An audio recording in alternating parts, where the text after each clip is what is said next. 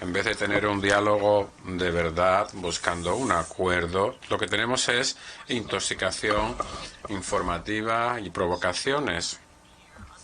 Las mentiras de Occidente socavan la confianza en las instituciones internacionales y en el derecho internacional como garantía de justicia y de protección de los débiles.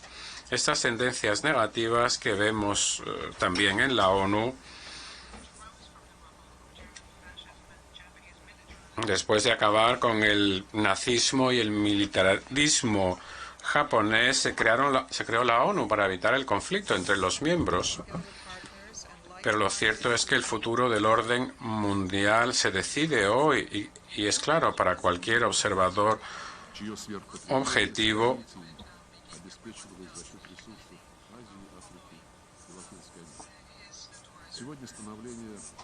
Si estamos buscando el beneficio hegemónico o más bien la democracia y la justicia sin chantajes y sin meter miedo a través del neonazismo y el neocolonialismo. Junto con otros países pedimos a todos que opten por la vía de las soluciones. Se acaba el modelo unipolar del mundo que servía a los intereses de unos pocos. Su consumo excesivo viene de los recursos de Asia, de África y de otros continentes. Los pueblos ahora quieren defender sus intereses con una nueva arquitectura multipolar. Pero estos procesos, Washington los ve, como digo, Washington y sus súbditos como una amenaza. Estados Unidos y sus aliados quieren poner fin a la marcha de la historia. Declararon que habían ganado la Guerra Fría y se erigieron en los enviados de Dios sobre la tierra, como si no tuvieran obligaciones, solo el derecho sagrado a actuar con total impunidad contra cualquier Estado, siempre que se atrevan a desafiar a estos países. Recordamos las guerras de agresión en Yugoslavia, en Irak, en Libia, que han causado cientos de miles de muertos. Se veían afectados los intereses de estos países allí. Se ha prohibido su cultura en los medios de comunicación, su idioma. Se declaró que los anglosajones eran inhumanos. ¿Por qué intervinieron en estas aventuras, por ejemplo, en Oriente Medio? ¿Ha mejorado la situación de derechos humanos? ¿Es mejor el Estado de Derecho? ¿La situación socioeconómica se ha estabilizado? ¿Vive la gente mejor? Díganme ustedes un país en los que ha intervenido Estados Unidos, en los que haya mejorado la vida. El intentar establecer el modelo unilateral bajo la excusa del orden normativo, Estados Unidos busca la confrontación entre los bloques. ¿Están ustedes con nosotros o en contra de nosotros? No buscan el término medio. Quieren extender la OTAN hacia el este, hacia las fronteras de Rusia. Estados Unidos ahora quiere subyugar también Asia. En la cumbre de junio de la OTAN en Madrid, esta alianza supuestamente defensiva hablaba de la seguridad indoatlántica y del Pacífico. En esta estrategia se han creado formatos que socavan, por ejemplo, los resultados de trabajo de ASEAN en su arquitectura abierta regional. Están jugando con fuego también en Taiwán. Están prometiendo apoyo a Taiwán. Está claro que la doctrina Monroe vuelve a ser global. Washington intenta convertir a todo el mundo en su propio patio trasero. Y para ello requieren a sanciones unilaterales ilícitas desde hace años en violación de la Carta como herramienta de chantaje político. Su cinismo es patente porque estas restricciones afectan a los civiles, les impiden el acceso a los bienes básicos, medicamentos, vacunas, alimentos. Un ejemplo clarísimo lo tenemos en el bloqueo de Cuba desde hace más de 60 años. La Asamblea desde hace muchísimo tiempo ha pedido que se levante inmediatamente este embargo. El secretario general, que tiene que aplicar las decisiones de la Asamblea, tiene que prestar atención a esta cuestión. El secretario general tiene un papel clave en la movilización contra la crisis energética y alimentaria por la emisión incontrolada de dinero de Estados Unidos y de la Unión Europea durante la pandemia. Esta irresponsabilidad también se aplica al mercado de hidrocarburos en la Unión Europea. Washington y Bruselas han empeorado la situación al lanzar una guerra económica contra Rusia. Por ello ha aumentado el precio de los alimentos, del petróleo, de los fertilizantes. Damos las gracias al secretario general por su apoyo al Acuerdo de Estambul el 24 de junio, pero tiene que aplicarse. Hasta ahora los barcos con grano ucraniano no van a los países más pobres, como hemos podido constatar. Por otra parte, los impedimentos de Estados Unidos y de la Unión Europea a nivel financiero logístico contra nuestras exportaciones de grano y fertilizantes no se han levantado. Desde hace semanas llevamos diciendo que tenemos 300.000 toneladas de fertilizantes en los puertos europeos. Hemos propuesto que se envíen gratuitamente a los países que lo necesitan en África, pero la Unión Europea no quiere. La rusofobia de Occidente no tiene precedentes, es grotesca. Declaran sus intenciones de militarmente a nuestro país, de destruirla, de fragmentarla. Lo que quieren hacer es quitar a Rusia del mapa, una entidad geopolítica que es demasiado independiente para ellos, que ha hecho a Rusia en las últimas décadas, qué violaciones ha cometido.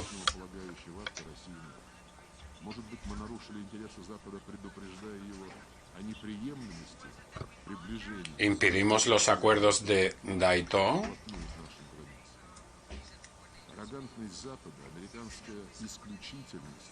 Hemos apoyado la reunificación de Alemania sin precondiciones. Dijimos que retiraríamos a nuestros militares de Europa, de Latinoamérica. Reconocimos la independencia de las exrepúblicas soviéticas. Creímos en las promesas de los líderes occidentales de no ampliar la OTAN en Europa del Este.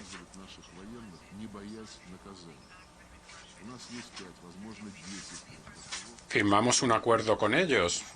Les dijimos que era inaceptable el aceptar esta estructura militar ofensiva a nuestras fronteras. La arrogancia de los europeos y de los americanos son muy destructivas. Tras el final de la Guerra Fría, ya en el año 91,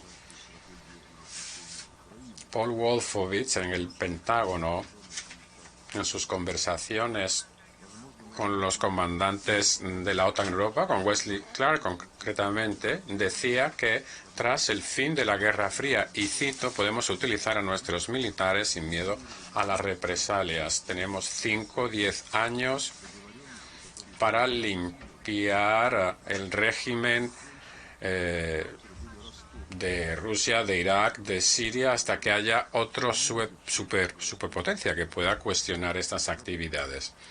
Estoy convencido de que en las memorias de alguien encontraremos la historia de cómo se desarrolló la estrategia americana en Ucrania, pero los planes resultan evidentes, en este caso los de Washington. A solicitud de Estados Unidos y de la Unión Europea, apoyamos el acuerdo con el presidente Yanukovych de Ucrania con las fuerzas de la oposición para resolver la crisis en febrero del 2014. Acuerdos garantizados por Alemania, Polonia y Francia. Pero la mañana siguiente los ignoraron los líderes del golpe de Estado sangriento que humilló a Occidente. Occidente se encogió de hombros y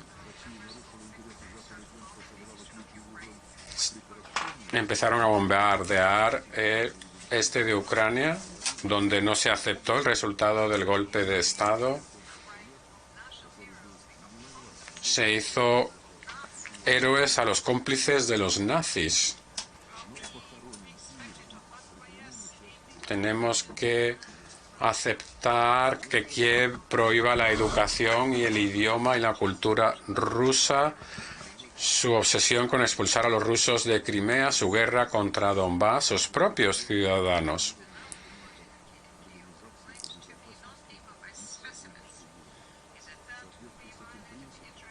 Hemos violado nosotros los intereses de Occidente, quizás por nuestro papel en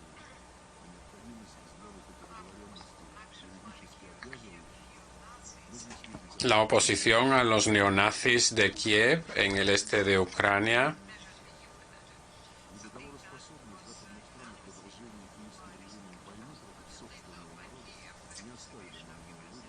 Kiev, con el apoyo de Estados Unidos y de la Unión Europea, ha ignorado las disposiciones del Consejo. Desde hace años hemos hecho propuestas de seguridad en Europa sobre la premisa de los documentos de la OSCE, según los cuales nadie debe reforzar su seguridad a expensas de los otros. Se hizo la propuesta de que estos acuerdos fueran vinculantes, lo dijimos en 2021, pero la redacción de Occidente fue simplemente un rechazo arrogante, como siempre. La incapacidad de Occidente para negociar y la guerra de Kiev contra su propio pueblo no nos dejó otra opción que reconocer la independencia de estas regiones y empezar una operación especial para proteger a estas regiones y evitar la amenaza contra nuestra seguridad creada por la OTAN en Ucrania, en nuestras fronteras.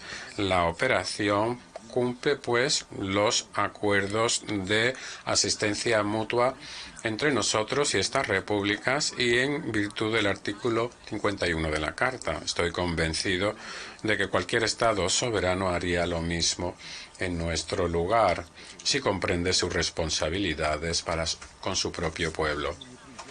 El Occidente ahora le ha dado un patatús por el referéndum que se celebra en estas regiones de Ucrania, pero los que viven allí simplemente están reaccionando a lo que ha dicho el señor Zelensky en agosto del 2021. En su momento dijo: los que se sientan rusos en beneficio de sus hijos y de sus nietos salgan del país y váyanse a Rusia.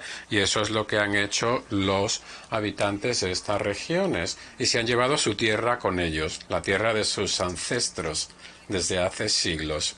Cualquier observador imparcial puede ver claramente que los anglosajones que han subyugado Europa, para ellos los ucranianos es simplemente carne de cañón. La OTAN ha declarado que nuestro país es una amenaza inmediata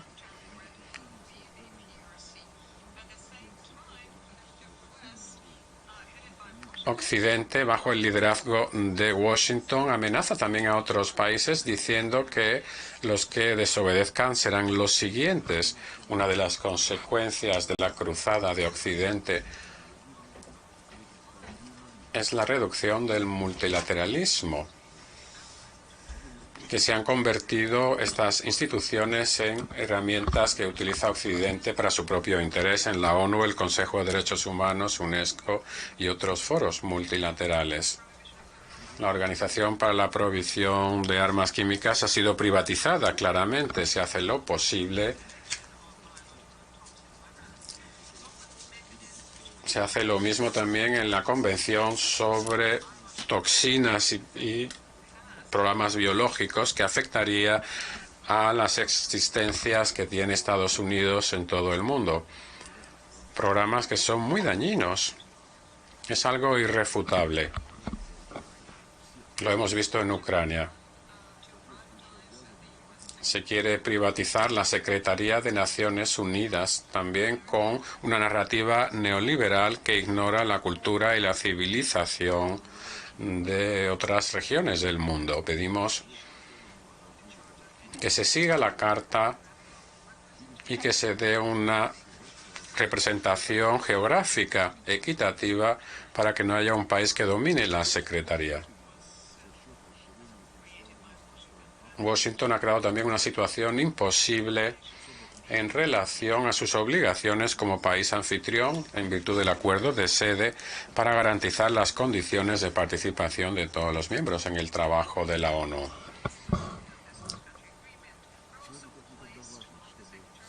El secretario general también tiene estas obligaciones. Su inactividad es inaceptable. Otros países quieren también socavar las prerrogativas del Consejo de Seguridad. Lo cierto es que la ONU tiene que estar en línea con la realidad contemporánea. Queremos un Consejo más democrático, ampliando la representación de África y Latinoamérica y Asia. India y Brasil son actores internacionales claves y buenos candidatos a miembros permanentes. Al mismo tiempo, es necesario dar mucha más visibilidad a África en el Consejo de Seguridad. Todos tenemos que reafirmar nuestro compromiso con la Carta para restablecer nuestra responsabilidad colectiva con el destino de la humanidad. Por eso, en julio del 2021, un grupo de amigos en apoyo de la Carta se creó oficialmente. Nosotros somos copatrocinadores y el grupo integra ahora a 20 países. Nuestro objetivo es velar porque se cumpla plenamente las normas de derecho internacional en contra del unilateralismo. Pedimos a todos que se sumen a esta iniciativa. Esta organización tiene mucho potencial, así como el movimiento no alineado y otros. Los colegas occidentales son muy agresivos a la hora de imponer su visión de la democracia para organizarle la vida a todos los países. Ellos, desde luego, no siguen las normas democráticas en los asuntos internacionales, como vemos en Ucrania de nuevo. Parece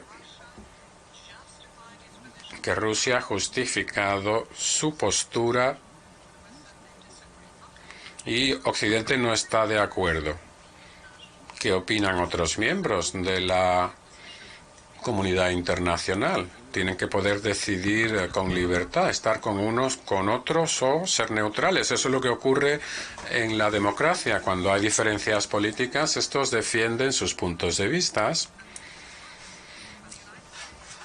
Pero Estados Unidos y sus aliados no dejan elegir, amenazan, le retuercen el brazo a todo el mundo, a todo aquel que quiera pensar de manera independientemente. Y exigen con amenazas que los países se sumen a las sanciones antirrusas. Esto no les funciona muy bien, pero resulta patente que estos actos de Estados Unidos y de sus satélites no son democráticos. Es una dictadura clarísima. Vemos que Washington y la Europa subyugada por los americanos temen la desaparición de su hegemonía y para ello utilizan medios ilícitos, sanciones ilegales contra sus competidores económicos en el ámbito de la información, la cultura. ¿Qué ocurre, por ejemplo, con los visados para los delegados en reuniones en Ginebra, París, Nueva York? Ahí claramente se quiere evitar la competencia para que no haya puntos de vista alternativos en los debates multilaterales. Estoy convencido de que tenemos que proteger a la ONU y evitar la confrontación. y devolver la reputación a la ONU como plataforma de búsqueda de soluciones para todos los Estados miembros. Esta es nuestra perspectiva en nuestras iniciativas. Es fundamental prohibir el uso de armas en el espacio. Por ello, Rusia y China quieren redactar un tratado a examinar en la conferencia de desarme. Es importante también proteger el ciberespacio y el trabajo que realiza el grupo de la Asamblea General al respecto para proteger la seguridad internacional, utilizando el comité correspondiente que se ocupa de la lucha contra el uso criminal de las TICs con fines terroristas. Seguimos apoyando la lucha antiterrorista y a las entidades antiterroristas de la ONU y seguiremos desarrollando nuestra relación con la ONU, la Organización de Seguridad, la Comunidad de Estados Independientes, para dar más visibilidad a la colaboración con Eurasia. Queremos también superar los conflictos regionales y pensamos que la prioridad aquí es superar el estancamiento en la creación de un Estado palestino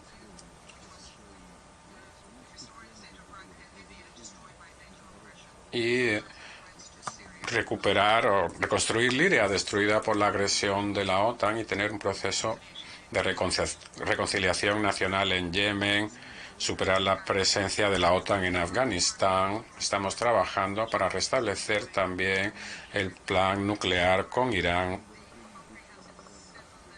para resolver igualmente también el problema de la península de Corea. La compleja situación de África requiere rechazar la tentación de los juegos de suma cero. Hemos de apoyar las iniciativas de la Unión Africana. Nos preocupa la situación en Kosovo y Bosnia-Herzegovina, que está llevando a la destrucción del orden jurídico internacional, tal como establecen las resoluciones correspondientes y el acuerdo de Dayton. En tiempos como estos es lógico buscar la cabalidad de nuestros predecesores. En palabras del exsecretario general Dag Hammarskjöld, que recordaba los horrores de la Guerra Mundial, dijo, y cito: la ONU no fue creada para llevar a la humanidad al paraíso, sino para salvar a la humanidad del infierno. Son palabras de lo más apropiadas. Nos piden que entendamos nuestra responsabilidad individual y colectiva de crear un desarrollo pacífico y armonioso para las generaciones futuras, y todo el mundo debe demostrar voluntad política. Estamos dispuestos a realizar esta labor honesta y estamos convencidos de que se puede garantizar la estabilidad del orden mundial si volvemos únicamente a los orígenes de la diplomática de Naciones Unidas, a partir del principio básico de la democracia, respeto a la igualdad soberana de los Estados. Gracias.